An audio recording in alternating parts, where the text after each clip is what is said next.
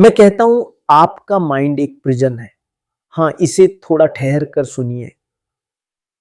ये कोई फिलॉसफी नहीं बल्कि एक कठोर फैक्ट है। आपकी मेमोरीज, आपके बिलीव्स, आपकी एम्बिशंस, यही उस प्रिजन की दीवारें हैं, यही उसकी सलाखें हैं। और जो बात सबसे अधिक गंभीर है वह यह है कि आप ही उस प्रिजन के प्रिजनर हैं और आप ही उसके गार्ड भी हैं। हर दिन आप अपनी ही बनाई हुई इस इनर सेल में जागते हैं।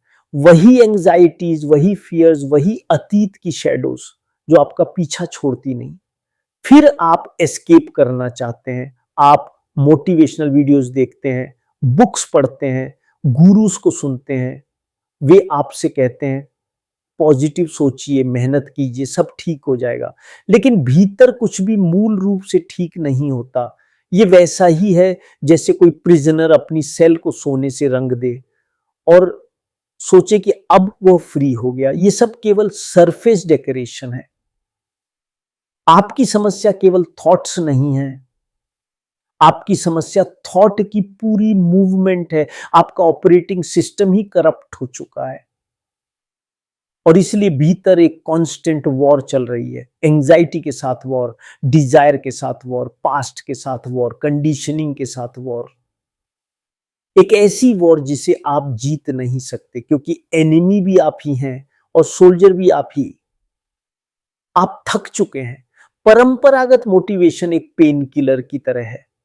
वह थोड़ी देर के लिए दर्द को डल कर देता है लेकिन डिजीज को समाप्त नहीं करता। और शायद अब आप पेन किलर नहीं, सर्जरी चाहते हैं। आप रूट सॉल्यूशन चाहते हैं, एक मास्टर की जो इस माइंड के लॉक को हमेशा के लिए खोल दे। यदि यह सब सुनकर आपके भीतर कुछ हिलता है, यदि आपको लगता है कि यह बात सीधी आपसे हो रही है, तब अगले कुछ क्षण बहुत महत्वपूर्ण हैं।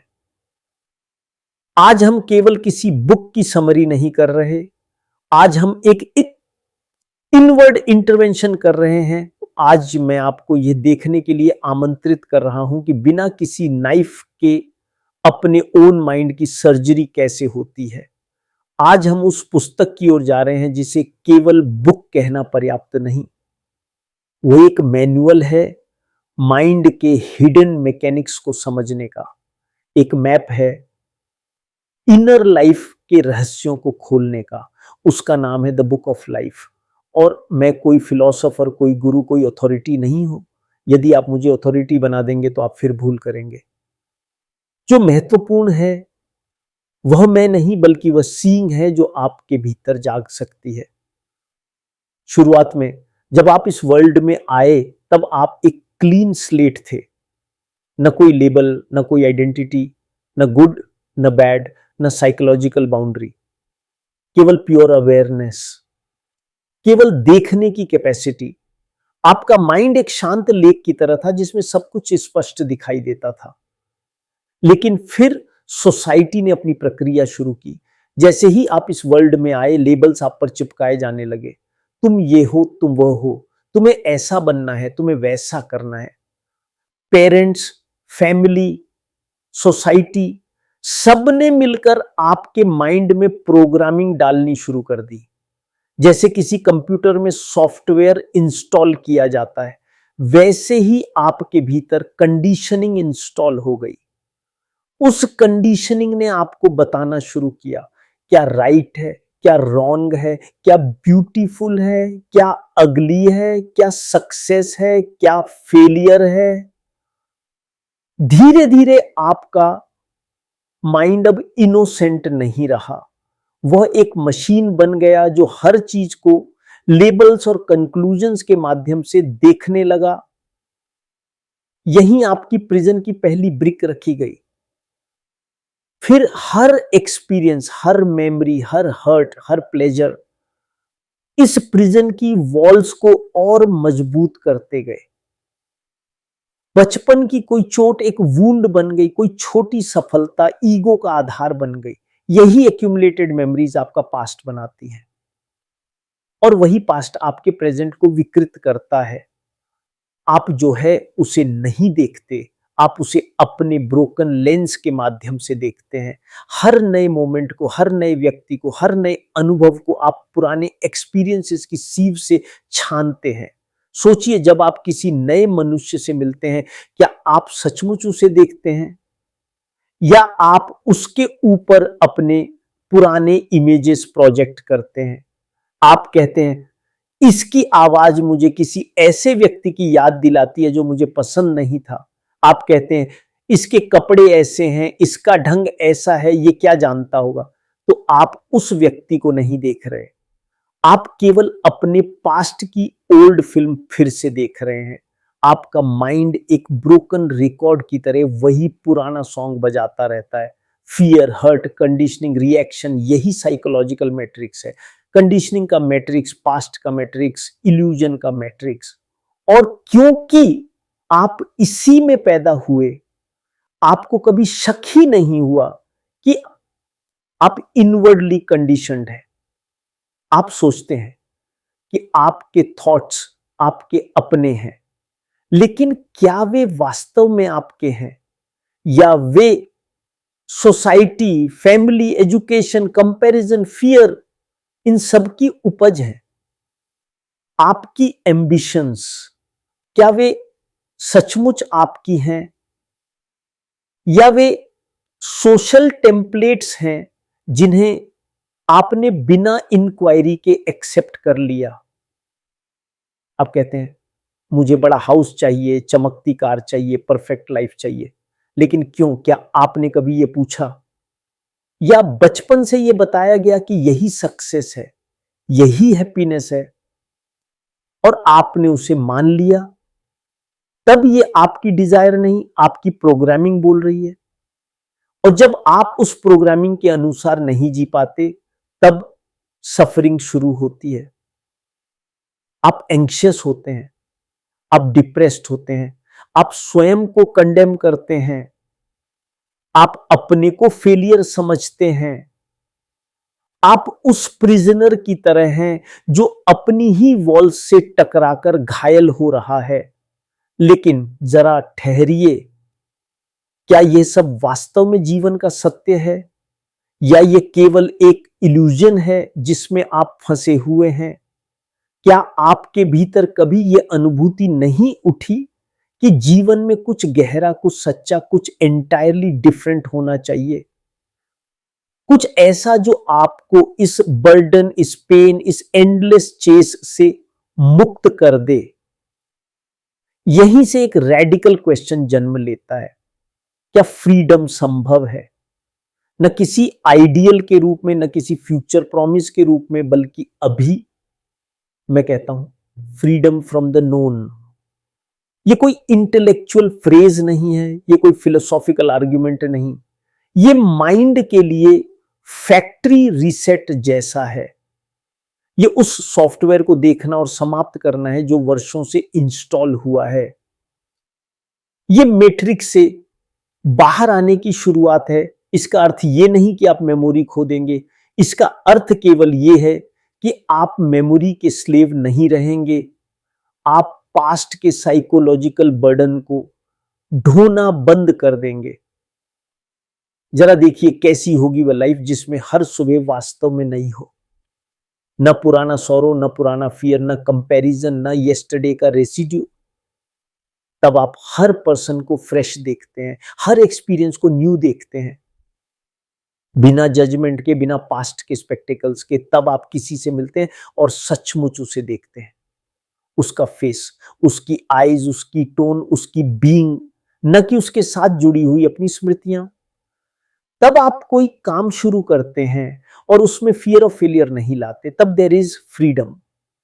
लेकिन ये फ्रीडम सरल नहीं है, क्योंकि आपकी पूरी आइडेंटिटी पास्ट पर आधारित है। आपका मैं, memory, experience, belief, hurt, success, image, इन सब का बंडल है। आप सोचते हैं कि यही आप हैं, लेकिन क्या ये सच है या ये केवल एक नैरेटिव है, एक स्टोरी जो थॉट ने अपने बारे में बनाई है? इस फ्रीडम को समझने के लिए आपको अपने माइंड की मूवमेंट को समझना होगा। आपको देखना होगा कि थॉट कैसे काम करता है। आपको अपनी रिएक्शंस, इमोशंस, डिजायर्स, फियर्स को ऑब्जर्व करना होगा, लेकिन कैसे? जैसे एक साइंटिस्ट ऑब्जर्व करता है, बिना कंडेमनेशन के, बिना जस्टिफिकेशन के, बिना चॉइस के, केवल ऑब्जर्व कीजिए। जब आप ऑब्जर्व करते हैं तब आप देखेंगे कि आपका हर थॉट पास्ट से आ रहा है। आप एंग्री क्यों होते हैं? क्योंकि कुछ आपके पुराने वुंड को टच कर देता है। आप फियरफुल क्यों होते हैं? क्योंकि पास्ट प्रोजेक्शन कर रहा होता है कि कुछ रॉन्ग हो सकता है। आप प्लीज्ड क्यों होते हैं? क्योंकि कुछ आपकी कंडीशनिंग के अनुकूल हो गया। इस ऑब्जर्वेशन में ही रिवॉल्यूशन है। क्योंकि जब आप माइंड को पूरी ऑनेस्टी से देखते हैं, माइंड शांत होने लगता है। जो पुरानी फिल्म बार बार चलती रहती थी, वो धीरे धीरे रुकने लगती है। ब्रोकन रिकॉर्ड अपनी पकड़ खोने लगता है और उस साइलेंस में, उस स्टिलनेस में कुछ एंटायरली न्यू प्रकट होता है। एक फ्रीडम जिसे आपने पहले कभी नहीं जाना, लेकिन ऑब्जर्व करना आसान नहीं है। माइंड भागता रहता है, वो हमेशा कुछ सोच रहा है, कुछ चाह रहा है, कुछ जज कर रहा है। इस रेस्टलेस मूवमेंट को सप्रेस मत कीजिए, उसे बस देखिए। और यदि आप उसे पूरा देखें तो उसी सीन में उसका अंत निहित है। अभी इसी मोमेंट में एक छोटा एक्सपेरिमेंट कीजिए। जब अगली बार एंगर उठे या फियर उठे या सैडनेस या प्लेजर, तुरंत रिएक्ट मत कीजिए। रुकिए, पूछिए, ये फीलिंग कहां से उठी? ये थॉट कहां से आया? क्या ये वास्तव में फ्रेश है या ये कंडीशनिंग की ओल्ड रिस्पॉन्स है? यही फ्रीडम की शुरुआत है। रास्ता लंबा नहीं है, रास्ता केवल उतना लंबा लगता है जितना आप उसे फ्यूचर में डालते हैं। असल में सीइंग हमेशा अभी होती है, और यदि अभी आप देखते हैं तब चेंज अभी है। अब मैं एक और बात कहूंगा और कृपया इसे बहुत गहराई से सुनिए। जो कुछ आपने मेडिटेशन, कंसंट्रेशन, डिसिप्लिन के बारे में सुना है, उसे थोड़ी देर के लिए साइड पर रख दीजिए, क्योंकि अधिकतर तथाकथित मेडिटेशन भी कन्फ्लिक्ट है। आप बैठते हैं और कहते हैं मुझे फोकस करना है, मुझे थॉट्स रोकने हैं, मुझे काम होना है। तो फिर क्या हो रहा है? एक पार्ट ऑफ माइंड दूसरे पार्ट से लड़ रहा है, एक थॉट दूसरे थॉट को सप्रेस कर रहा है, एक कंट्रोलर कंट्रोल्ड पर अथॉरिटी जमा रहा है। यही कन्फ्लिक्ट है, और कन्फ्लिक्ट कभी फ्रीडम तक नहीं ले जा सकता। इसलिए मैं एक शब्द का उपयोग करता हूं, वो चॉइसलेस अवेयरनेस, बिना चुनाव की जागरूकता। ये कोई टेक्निक नहीं है, न कोई ट्रिक, न मंत्रा, न मेथड। ये माइंड की सबसे गहरी क्वालिटी है। इसका अर्थ है जो कुछ भी हो रहा है उसे बिना चॉइस के देखना, ना कहना ये गुड है, ना कहना ये बैड है, ना पकड़ना, ना हटाना। जब आप ट्रेडिशनली मेडिटेट करते हैं, आप कोशिश करते हैं, और जहां एफर्ट है वहां कॉन्फ्लिक्ट है, जहां कॉन्फ्लिक्ट है वहां एनर्जी वेस्ट होती है, जहां एनर्जी वेस्ट होती है वहां क्लैरिटी नहीं आती। चॉइसलेस अवेयरनेस इसका विपरीत है। इसमें कोई एफर्ट नहीं, केवल अवेयरनेस। जो थॉट उठता है उसे देखना, जो इमोशन आता है उसे देखना, जो बॉडीली रिएक्शन होती है उसे देखना। जैसे कार सड़क पर गुजरती हैं, आप उन्हें रोकते नहीं, ना धक्का देते हैं, ना मॉरल जजमेंट देते हैं, वे आती हैं, जाती हैं। उसी तरह थॉट्स आते हैं, जाते हैं, फीलिंग्स आती हैं, जाती हैं। यदि आप इंटरफियर नहीं करते तो आप उनकी पूरी मूवमेंट देख सकते हैं। कल्पना कीजिए कि आपका माइंड एक वास्ट स्क्रीन है और थॉट्स, इमोशंस, रिएक्शंस सब उस पर चलते हुए सीन्स हैं। अब तक आप उन सीन्स में कूद पड़ते थे, आप एंगर के साथ आइडेंटिफाई कर लेते थे, फियर से भागते थे, प्लेजर को पकड़ते थे। लेकिन यदि आप अपनी सीट पर वापस बैठ जाएं और केवल देखें, तब क्या होता है? एंगर आता है, उसे दबाइए मत, उस पर एक्ट मत कीजिए। बस देखिए शरीर में कहां है, हार्ट तेज धड़क रहा है, चेहरा गर्म हो रहा है, मसल्स टाइटन हो रहे हैं, इसे ऐसे देखिए जैसे कोई साइंटिस्ट एक्सपेरिमेंट देखता है बिना राय के।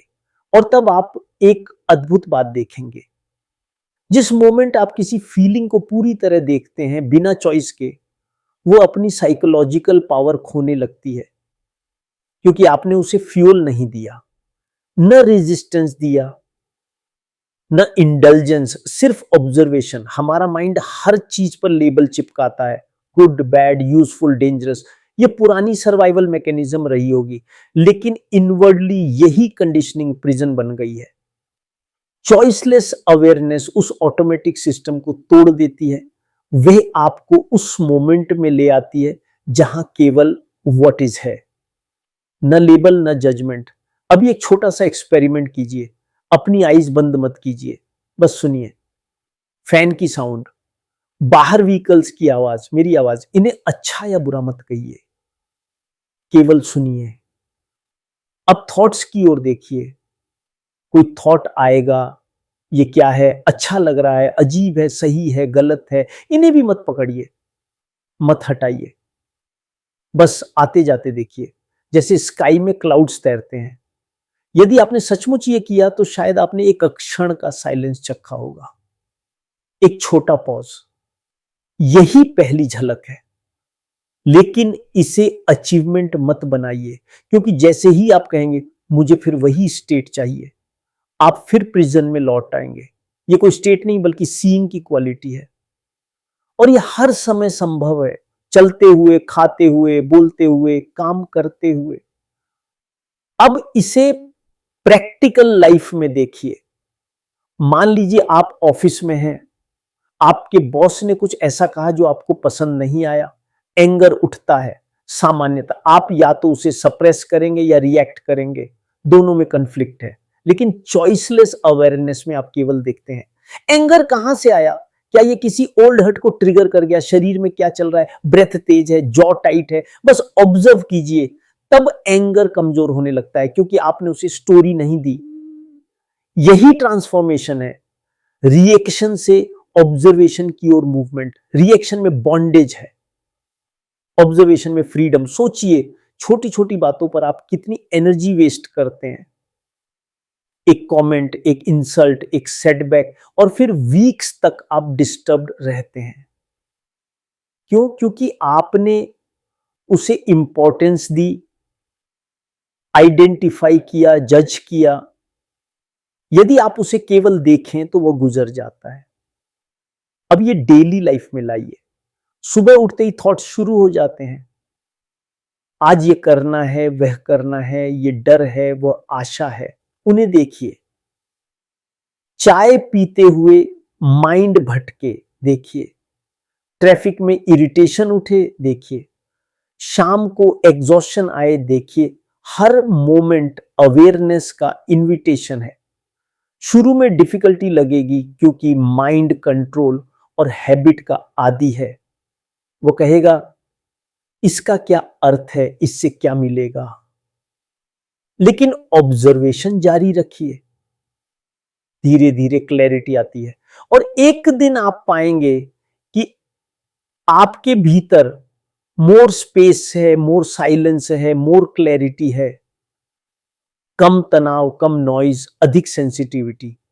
लेकिन सावधान रहिए, इसे भी सिस्टम मत बना लीजिए, वरना फिर अवेयरनेस हैबिट बन जाएगी, लिविंग थिंग नहीं रहेगी। अब रिलेशनशिप्स में देखिए, अधिकांश प्रॉब्लम्स जजमेंट से पैदा होती हैं। आप पार्टनर को सुनते नहीं, अपने कंक्लूजन्स को सुनते हैं। आप फ्रेंड को नहीं देखते, अपने इमेज को देखते हैं। यदि ऑब्जर्वेशन हो बिना चॉइस के, तो रिलेशनशिप में अंडरस्टैंडिंग आती है, फिर कन्फ्लिक्ट कम होता है, कॉन्टैक्ट गहरा होता है, काम में फेलियर आए उसे देखिए, बिना सेल्फ कंडेमनेशन के। पूछिए कैसे, क्या सीखा, लेकिन उससे आइडेंटिटी मत बनाइए। ये अवेयरनेस थॉट्स तक सीमित नहीं, ये बॉडी तक जाती है। पेन हो उसे देखिए, तुरंत मत कहिए ये टेरिबल है, ये खत्म होना चाहिए। देखिए कहां है, कैसी है, कैसे मूव कर रही है। आप पाएंगे कि माइंड पेन को जजमेंट से बढ़ाता है। शुद्ध ऑब्जर्वेशन में सफरिंग कम होती है। आप सोच सकते हैं ये सब बहुत सिंपल है, हाँ, सिंपल है लेकिन आसान नहीं, क्योंकि माइंड कॉम्प्लेक्सिटी का आदी है। हम मानते हैं कि more effort means more result, लेकिन यहां पैराडॉक्स है, वो inwardly the less effort the greater the seeing. अब इमेजिन मत कीजिए कि किसी फ्यूचर डे आप परमानेंटली फ्री हो जाएंगे। बस अभी देखिए, यदि थॉट आया उसे देखिए, यदि फियर आया उसे देखिए, यदि डिजायर आया उसे देखिए, और एक्सपेक्टेशन मत रखिए, क्योंकि एक्सपेक्टेशन भी चॉइस है। अब हम उस बात पर आते हैं जिसे समझे बिना ये इंक्वायरी अधूरी रहेगी, ऑब्जर्वर और ऑब्जर्व्ड। कृपया इसे बहुत अटेंशन से सुनिए। जब एंगर आता है, अब आप कहते हैं मैं एंग्री हूं या मुझे एंगर आ रहा है, इस सेंटेंस को ध्यान से देखिए। इसमें दो एंटिटीज मान ली गई हैं, एक मैं जो एंगर को देख रहा है, और दूसरा एंगर जिसे देखा जा रहा है। यही डिवीजन कॉन्फ्लिक्ट की जड़ है। तब ऑब्जर्वर कहता है एंगर बैड है, मुझे इसे कंट्रोल करना चाहिए, सप्रेस करना चाहिए, ट्रांसफॉर्म करना चाहिए। तो ऑब्जर्वर ऑब्जर्व्ड से लड़ता है, लेकिन मैं कहता हूं ऑब्जर्वर इज द ऑब्जर्व्ड। दृष्टा ही दृश्य है, अर्थात जो एंगर को देख रहा है वह एंगर से अलग नहीं है। जब एंगर है तब कोई सेपरेट यू नहीं है जो एंगर को ऑब्जर्व कर रहा है। You are that anger. इसे धीरे धीरे समझिए।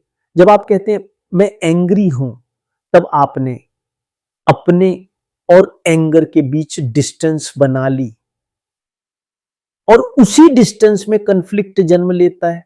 लेकिन यदि आप बहुत ध्यान से देखें तो पाएंगे कि ऑब्जर्वर स्वयं memory, judgement, past experience, naming इन सब का बंडल है, और एंगर भी उसी फील्ड में जन्म लेता है।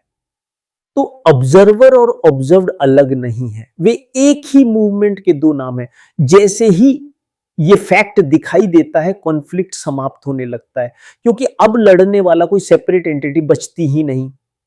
अब लोनलीनेस को लीजिए, अत्यंत, अब कहते हैं मैं लोनली फील कर रहा हूं, फिर वही डिवीजन, एक मैं है और एक लोनलीनेस है, और फिर वो मैं लोनलीनेस से भागता है, फोन उठाता है, सोशल मीडिया पर जाता है, लोगों को कॉल करता है, डिस्ट्रैक्शन से ढूंढता है, लेकिन लोनलीनेस लौट आती है। क्यों? क्योंकि ऑब्जर्वर और ऑब्जर्व्ड का डिवीजन फॉल्स है। यदि लोनलीनेस उठती है तो उसे देखिए और फिर पूछिए क्या मैं लोनलीनेस से अलग हूं, या यह मैं ही लोनलीनेस का दूसरा नाम है।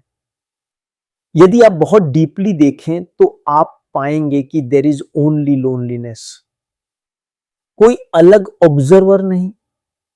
जब ये दिखाई देता है, एस्केप रुक जाता है, और जब एस्केप रुकता है, फीलिंग की पूरी स्ट्रक्चर बदल जाती है।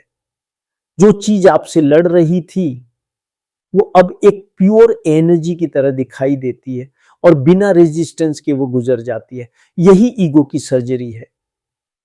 ये मैं, ये ऑब्जर्वर, ये सेंटर, यही कन्फ्लिक्ट का स्रोत है। और ऑब्जर्वर इज द ऑब्जर्व्ड का इंसाइट उस सेंटर को जड़ से हिला देता है। ये इंटेलेक्चुअल कंक्लूजन नहीं है। यदि आप इसे सिर्फ कंसेप्ट की तरह पकड़ेंगे तो ये डेड हो जाएगा। इसे लाइव देखना होगा। अगली बार जब फियर, जेलसी, हर्ट, सॉरो उठे, भागिए मत, उसे दबाइए मत, बस ऑब्जर्व कीजिए।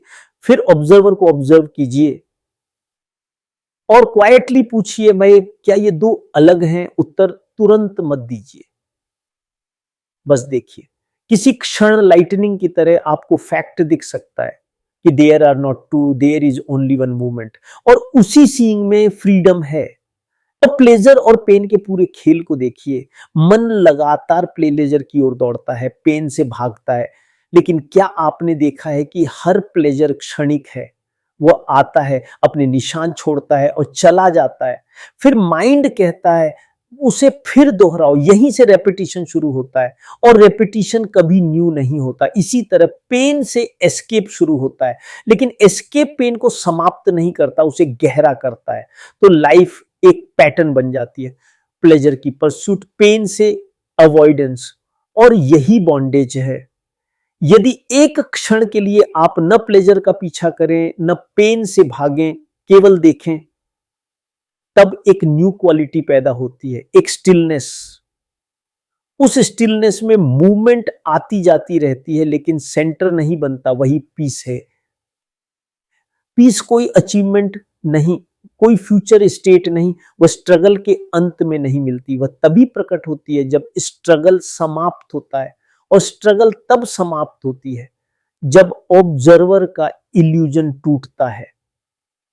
आप जिस शांति को बाहर ढूंढते फिरते हैं, वह इनवर्ड साइलेंस के रूप में पहले से उपस्थित है, लेकिन माइंड इतना ऑक्यूपाइड है कि उसे देखता नहीं। जब आप पूरी तरह प्रेजेंट होते हैं, न पास्ट में न फ्यूचर में, तब क्या कमी रह जाती है? तब यू आर, और उस बीइंग में कंप्लीटनेस है। ये जागरण कोई मिरेकल नहीं, कोई सुपरनेचुरल एक्सपीरियंस नहीं, ये केवल सीइंग है। What has always been there. यदि आप इसे देख लें तो समझ जाएंगे कि जिस चीज को पाने के लिए आप भाग रहे थे वो कभी खोई ही नहीं थी। अब फियर को देखिए, फियर बहुत सटल प्रिजन है। जब भीतर इनसिक्योरिटी होती है, तब माइंड तुरंत आइडेंटिटी पकड़ता है, नाम, पद, status, beliefs, group, religion, ideology. हम सोचते हैं यदि ये सब हमारे पास है तो हम सुरक्षित हैं, लेकिन क्या वास्तव में सिक्योरिटी मिलती है, या हम बोरोड मास्क के पीछे छिपते हैं? चाइल्डहुड से आपको बताया जाता है तुम ये हो, तुम वह हो, ये तुम्हारी आइडेंटिटी है। धीरे धीरे आप इन बोरोड डेफिनिशंस में इतने डूब जाते हैं कि ये पूछना बंद कर देते हैं, मैं वास्तव में कौन हूं? असल में हम एम्प्टीनेस से डरते हैं, उस इनवर्ड डार्कनेस से डरते हैं, जहां कोई सपोर्ट नहीं, जहां केवल आवरसेल्व्स का सामना करना पड़ता है। इसी फियर के कारण हम स्टोरीज, लेबल्स, बिलीफ्स के पीछे छिपते हैं। हम अपने नाम पर प्राउड होते हैं, टाइटल पर प्राउड होते हैं, बिलीफ पर प्राउड होते हैं, लेकिन ये सब बोरोड मास्क है। स्ट्रेंथ तब आती है जब मनुष्य बिना मास्क, बिना बोरोड थॉट, बिना डिफेंस के स्वयं को देख सके। लेकिन अधिकांश लोग ये नहीं कर पाते, क्योंकि उन्हें कंफर्ट चाहिए, सर्टेनिटी चाहिए, बिलोंगिंग चाहिए, और बिलोंगिंग की कीमत होती है फ्रीडम। यदि आप गहराई से देखें तो पाएंगे कि बिलीफ्स, लेबल्स, स्टेटस सब फियर के चारों ओर बनाए गए फोर्ट्रेसेस हैं। बाहर से वे स्ट्रांग लगते हैं, भीतर से हॉलो हैं, और लाइफ का कोई बड़ा स्टॉर्म आते ही वे ढह जाते हैं। तब आपको पता चलता है कि इनवर्डली आप कितने इनसिक्योर थे। तो क्वेश्चन ये नहीं कि आपके पास कौन सी आइडेंटिटी है, क्वेश्चन ये है क्या आप बिना आइडेंटिटी के खड़े हो सकते हैं? क्या आप बिना बोरोड सपोर्ट के अपने इनवर्ड फैक्ट को देख सकते हैं? यदि हां, तभी फ्रीडम है। अब एक और महत्वपूर्ण बात, क्या आपको मुझे गुरु मान लेना चाहिए? यदि आप मुझे गुरु बनाते हैं तो आपने मेरी बात को समझा ही नहीं। Truth is a pathless land. सत्य तक पहुंचने का कोई रेडीमेड पाथ नहीं, कोई मेथड नहीं, कोई सिस्टम नहीं, कोई अथॉरिटी नहीं जो आपको वहां ले जाए। आपको अपना लाइट स्वयं बनना होगा। दुनिया गुरुस, सिस्टम्स, मेथड्स से भरी है। हर कोई कहता है मेरी 10 स्टेप्स फॉलो करो, मेरी टेक्निक फॉलो करो, मैं तुम्हें मुक्ति दूंगा। मैं कहता हूं ये सब डिपेंडेंस है। जैसे ही आप किसी को अथॉरिटी बना लेते हैं, आपकी इंक्वायरी समाप्त हो जाती है, आप रिस्पॉन्सिबिलिटी किसी और पर डाल देते हैं, आप फॉलोवर बन जाते हैं, और फॉलोवर कभी ट्रूथ को नहीं जान सकता। सत्य को जानने के लिए इनवर्ड अलोननेस चाहिए। जब मैं कहता हूं कि गुरुज को छोड़ दीजिए, तो उसका अर्थ केवल बाहरी गुरुज नहीं, आपके भीतर भी अथॉरिटी बैठी है। बुक्स की अथॉरिटी, स्क्रिप्चर्स की अथॉरिटी, मेमोरी की अथॉरिटी, एक्सपीरियंस की अथॉरिटी। आप उन्हीं के आधार पर निर्णय लेते हैं। यदि आप ट्रूली फ्री होना चाहते हैं तो हर चीज को क्वेश्चन करना होगा। किसी बात को केवल इसलिए मत मानिए कि वो किसी ग्रेट पर्सन ने कही है, चाहे वो व्यक्ति मैं ही क्यों ना हूं। मेरी बात सुनिए, ऑब्जर्व कीजिए, अपने लाइफ में टेस्ट कीजिए। यदि ट्रू लगे तो देखिए, यदि फॉल्स लगे छोड़ दीजिए, ये बहुत बड़ी रिस्पॉन्सिबिलिटी है।